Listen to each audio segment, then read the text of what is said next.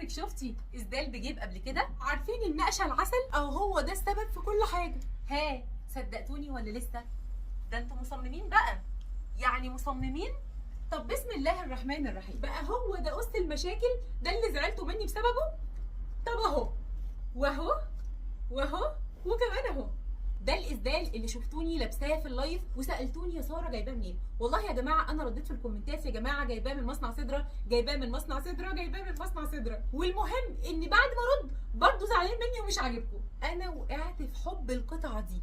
بصوا يا جماعه الجمال، عايزه اقول لكم خامه ليكرا اي تي واي، خامه عاليه عاليه عاليه، مريحه جدا، ما بتحررش. التصميم ده مش طبيعي. الخامه بتاعته اي تي واي، خامه ليكرا، يجنن. بصوا الجمال يا جماعه، عايزه اقول لكم بقى كل الاكسسوري دي هندي، كل الاكسسوري بتاعتهم يا جماعه هندي. الفسكوز عند مصنع سدره ريون معالج، وده اعلى انواع الفسكوز. نسبه الكشات فيه بسيطه جدا جدا جدا، وهتلاقيهم عاملين حسابهم في الطول. بصوا طويل جدا ازاي علشان لما يكش شويه ما يعملش معاكي اي مشكله. عايزه اقول لكم انا وقعت في حب الموديل ده. ايه رايك؟ بسم الله ما شاء الله، واسع وجميل. بقاستك من هنا عشان وانتي بتصلي الكم ما يفضلش يروح ويجي. بصوا يا بنات، كل ده تطريز يدوي، تطريز يدوي.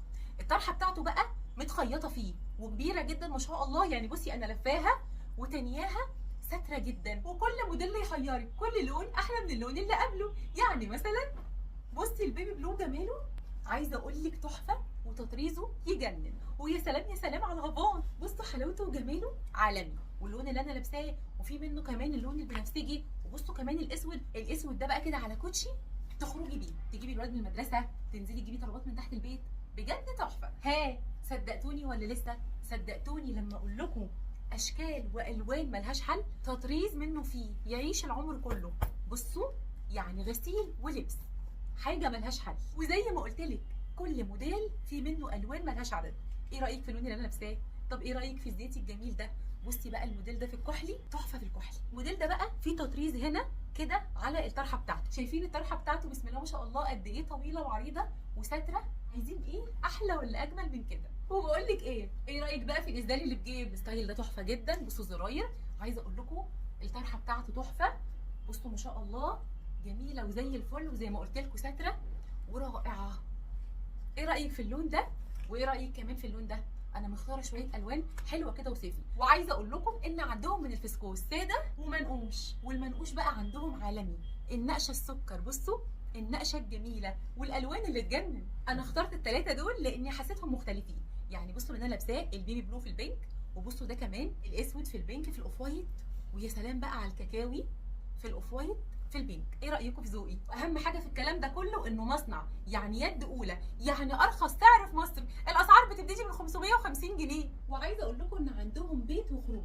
يعني ايه رايك في الخروج اللي يجنن ده؟ عايزه اقول لك هرياه في المحل، كل ما اجي اروح المحل البسه. ده الستايل الخليجي اللي بيتصدر بره، يعني بيعملوا ده عشان يصدروه بره. بصوا التصميم بتاعه، عايزه اقول لك الكاميرا ظلماه يجنن. بصوا مظبوط من هنا نازل على واسع. شايفين الشياكه والاحترام؟ بصراحه بموت فيه، ومن ساعه ما جبته متبته فيه، يجنن. عمرك شفتي في حياتك اسدال شغل عليه من ورا زي من قدام؟ سدره عاملين المستحيل.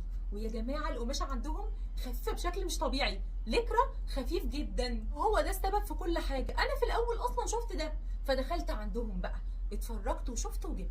عايزه اقول لكم ان دي مش بندانه، دي منها في الطرحه، وكلهم مربطين والطول ما شاء الله انا لفاها مش طبيعي. ايه رايكم في الشياكه؟